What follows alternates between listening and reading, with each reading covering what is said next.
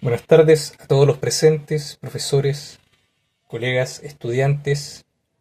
La intervención que hoy presento ante ustedes y que he titulado Los límites de la pureza hacia una teoría política de la creación heroica en América Latina, se inserta en el corazón de un debate que define las coordenadas de nuestra imaginación política, la definición del sujeto y del proyecto de la emancipación en América Latina. Vivimos un momento intelectual particular. En las últimas décadas hemos atestiguado un giro en el pensamiento sociopolítico que ha acompañado las transformaciones del capitalismo global y la desarticulación de los viejos actores sociales de la región.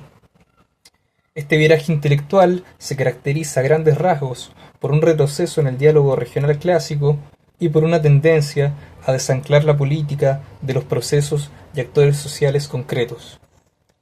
En este escenario de orfandad de referentes, ha cobrado relevancia el denominado proyecto Modernidad-Colonialidad o Giro decolonial. El objetivo de esta ponencia es realizar un examen crítico de los fundamentos de esta corriente y proponer, como contrapunto, la recuperación de una tradición de pensamiento que encuentra en la obra del historiador peruano Alberto Flores Galindo y en el trabajo de José Carlos Mariátegui un reservorio paradigmático alternativo. La tesis que defenderé es la siguiente. Los académicos decoloniales, si bien han renovado la necesaria crítica al eurocentrismo, proponen una teoría política que carece de referentes sociales concretos. Sostengo que esta carencia no es accidental, sino consecuencia estructural de una visión reduccionista de la modernidad y esencialista de los pueblos indígenas. Frente a esta búsqueda de una pureza imposible, argumentaré que la historia real de las luchas andinas, leída a través de Flores Galindo, nos ofrece las claves para una elaboración teórico-política basada no en la pureza, sino en la síntesis y en lo que Mariátegui llamó la creación heroica. Para ordenar esta exposición, he estructurado mi argumento en tres momentos. En primer lugar, examinaré los límites de la pureza en los presupuestos del proyecto Modernidad-Colonialidad. En segundo lugar, abordaré la praxis histórica analizando la utopía andina como un fenómeno de síntesis política moderna e indígena. Y finalmente, propondré la categoría de creación heroica como el núcleo de una construcción teórico-política latinoamericana capaz de asumir los rasgos abigarrados de nuestras formaciones sociales. Para comprender la arquitectura de este pensamiento, debemos remitirnos a la noción de colonialidad, popularizada por Aníbal Quijano e Immanuel Wallerstein. Según estos autores, la colonialidad no se extinguió con las independencias formales del siglo XIX. Por el contrario, es un patrón de poder que persiste en las jerarquías sociales y culturales que subordinan lo no europeo. Intelectuales como Nelson Maldonado Torres han radicalizado este diagnóstico, señalando que la colonialidad impone una racionalidad moderna occidental mediante la destrucción de otras culturas, reduciendo a las poblaciones indígenas a una condición infrahumana, dependientes eternas de la modernidad para acceder a la civilización. Bajo esta premisa, el giro decolonial, con figuras como Walter Miñolo a la cabeza, se plantea como un proyecto de desobediencia epistémica. Si la modernidad occidental es vista fundamentalmente como una herramienta de expansión imperial y una retórica de salvación, para controlar la diferencia, la respuesta política y epistemológica debe ser el rechazo radical a la modernidad y la afirmación de las formas de conocer que fueron descartadas. Hasta aquí el diagnóstico posee una fuerza ética innegable. Sin embargo, ¿dónde reside el problema teórico de esta operación? El problema central es que el giro decolonial construye una visión reduccionista. Al identificar la modernidad exclusivamente con la colonialidad, como si fueran una sola entidad monolítica de dominación, los autores decoloniales se niegan a reconocer las ambivalencias constitutivas de la modernidad. La modernidad es un fenómeno de doble filo, como bien ha señalado José Mauricio Domínguez. En su núcleo, ciertamente, encontramos el capitalismo, el patriarcado, la burocratización y el racismo, pero también encontramos promesas de libertad, igualdad y solidaridad. Al rechazar la modernidad en bloque, el pensamiento decolonial se deshace de las herramientas de dominación, pero también renuncia a los elementos emancipadores que la modernidad ha aportado a las luchas globales. Esta operación tiene un correlato inmediato en la definición del sujeto político. Si la modernidad es intrínsecamente perversa y europea, el sujeto encargado de la emancipación debe estar situado necesariamente fuera de ella. Se produce así una búsqueda desesperada de un afuera ontológico. Los teóricos decoloniales reivindican a un sujeto ajeno al tiempo presente, el indígena puro, el otro radical, aquel que supuestamente no ha sido contaminado por Occidente. Se asume, desde una idealización romántica, que esta posición de exterioridad garantiza una composición valórica donde prima la solidaridad, el pacifismo y la armonía con la naturaleza. Pero este sujeto es inexistente. Al buscar un sujeto puro, el proyecto modernidad-colonialidad se queda sin referentes sociales reales para protagonizar su misión decolonizadora. Como critica agudamente Jeff Browett, esta es una apelación vaga a una cosmogonía indígena idealizada como antídoto contra el eurocentrismo.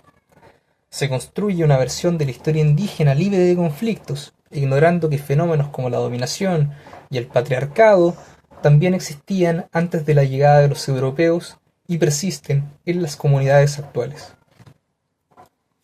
El resultado de esta operación es una retórica que suena radical, pero que es incapaz de aportar nada significativo en términos de construcción de Estado, modelos de desarrollo o formas viables de democracia. Es, en definitiva, una teoría que, buscando la liberación total, termina en la impotencia política porque no tiene un sujeto histórico real sobre el cual asentarse. Frente a esta abstracción teórica que busca purezas donde no las hay, resulta urgente volver a la historia concreta de nuestra región.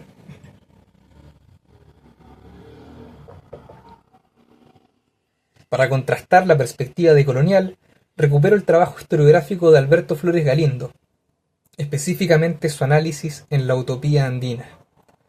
En un contexto intelectual donde también se tendía a esencializar lo andino, Flores Galindo tuvo la audacia de examinar la configuración histórica real de la conciencia campesina, asumiendo su mutabilidad y su impureza. Centremos nuestra atención en las rebeliones campesinas que sacudieron el sur del Perú entre 1919 y 1923. Estamos hablando de un periodo de intensa agitación, donde el miedo a una guerra de castas recorría a la oligarquía peruana. ¿Qué movilizaba a estas masas indígenas? El análisis de Flores Galindo nos muestra que estas rebeliones no fueron un simple reflejo tradicional ni un deseo nostálgico de volver al pasado precolombino. Fueron el producto de procesos complejos y modernos, la introducción de relaciones capitalistas y, curiosamente, una transformación en la conciencia campesina derivada de su participación en la Guerra del Pacífico, que rompió con viejas pautas de sumisión. Pero lo más fascinante, y lo que desmonta la tesis decolonial de la incompatibilidad entre modernidad e indígenas, es el encuentro ideológico que allí se produjo. La investigación histórica ha revelado que las sublevaciones respondieron a una articulación subterránea entre líderes campesinos y líderes de la ciudad promotores de ideas socialistas. Aquí reside el núcleo empírico de mi argumento. Las propias relaciones igualitarias y colectivistas del orden social incaico, preservadas en la memoria y práctica de las comunidades, fueron tierra fértil para el socialismo. El socialismo no fue rechazado como una imposición colonial u occidental. Al contrario, fue apropiado. Como indica Flores Galindo, no se trataba simplemente de prolongar una tradición andina, la del comunismo agrario, sino de uncirla a la construcción de una sociedad nueva. El marxismo, una teoría moderna y europea, fue la herramienta que permitió actualizar el mito del Incarri. El socialismo fue la forma moderna que adquirió el mito en los Andes. Lo que vemos en la historia real, entonces, no es la resistencia de una cultura pura frente a una modernidad invasora, sino un proceso de síntesis. Las comunidades indígenas articularon su memoria colectiva sobre el Tahuantinsuyo con idearios modernos, proyectando un horizonte emancipatorio que era, al mismo tiempo, indígena y moderno. Esta experiencia histórica nos enseña que los pueblos indígenas no son sujetos externos a la modernidad, sino actores que han intervenido activamente en ella, contaminándose y apropiándose de sus elementos para construir sus propios horizontes políticos. Ignorar esta capacidad de apropiación, en nombre de una supuesta pureza, es condenar a los pueblos al museo de la historia. Si la pureza es un callejón sin salida y la síntesis es la realidad de nuestro proceso histórico, ¿cómo debemos nombrar y teorizar este proceso? Propongo que el futuro de la teoría política latinoamericana pasa por recuperar y elevar a categoría central el concepto de creación heroica formulado por José Carlos Mariátegui. Cuando Mariátegui afirmó que no queremos ciertamente que el socialismo sea en América calco y copia, debe ser creación heroica, no estaba simplemente lanzando una consigna política nacionalista, estaba proponiendo un modo de aproximación práctico e intelectual a la política para sociedades que, como las nuestras, no encajan en los moldes clásicos de la sociología europea. Esta noción dialoga directamente con lo que René Zavaleta Mercado llamaría décadas más tarde sociedades abirragadas. El liberalismo romántico de Sofaleto, la yuxtaposición de modos de producción de Florestan Fernández o el colonialismo interno de Pablo González Casanova. Nuestras formaciones sociales son estructuras donde coexisten tiempos históricos diversos, donde lo arcaico y lo moderno se superponen sin anularse. En una sociedad abigarrada y dependiente, buscar la pureza de uno de los polos es un error analítico. La creación heroica es entonces el nombre que le damos a esa capacidad de los grupos subalternos para generar proyectos políticos sintéticos en condiciones de heterogeneidad estructural.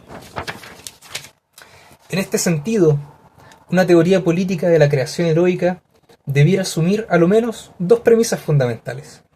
Por un lado, la ambivalencia de la modernidad, es decir, reconocer que la modernidad no es solo dominación colonial, sino también una promesa de emancipación técnica y social que puede ser disputada y resignificada. No se trata de rechazar la modernidad, sino de disputar su sentido. Y por otro lado, la centralidad de la mezcla, la centralidad analítica y práctica de la mezcla, de lo abigarrado, de lo yuxtapuesto, es decir, reconocer que el sujeto revolucionario en América Latina no es un sujeto puro, ni el proletariado clásico europeo, ni el indígena incontaminado, sino un sujeto que se constituye en la intersección, en, como diría Gramsci, la traducción. Como sugiere el análisis de Flores Galindo, la potencia política no reside en el aislamiento identitario, sino en la capacidad de articulación de la propia tradición con lo universal. José Aricó nos recordaba que debemos pensar a América Latina como una unidad problemática. Esta unidad problemática implica que nuestros proyectos de emancipación siempre serán híbridos, impuros, tensos. Pretender limpiar esa impureza para encontrar una esencia de colonial inmaculada es una fantasía intelectual que nos desarma política e intelectualmente. He argumentado que la obsesión por la pureza nos conduce a un callejón sin salida político. Al negar la complejidad de la modernidad y al idealizar a los sujetos subalternos, nos quedamos con una teoría crítica sofisticada, pero incapaz de conectar con las luchas reales que siempre son complejas y contradictorias. La revisión de la obra de Flores Galindo y la experiencia de la utopía andina nos ofrece un camino distinto. Nos muestran que la emancipación en América Latina ha sido históricamente un ejercicio de apropiación creativa, donde lo indígena y lo moderno se entrelazan para producir algo nuevo. Pero también que la imbricación es lo propio del desarrollo de los procesos políticos en la región. El desafío para la teoría política latinoamericana hoy no es construir murallas contra la modernidad occidental. El desafío es recuperar esa audacia de la creación heroica, reconocer la complejidad de la especificidad latinoamericana y ejercitar la capacidad de tomar todo lo disponible, nuestras memorias y las herramientas más avanzadas del pensamiento universal, para forjar proyectos intelectuales y políticos que no sean calco ni copia.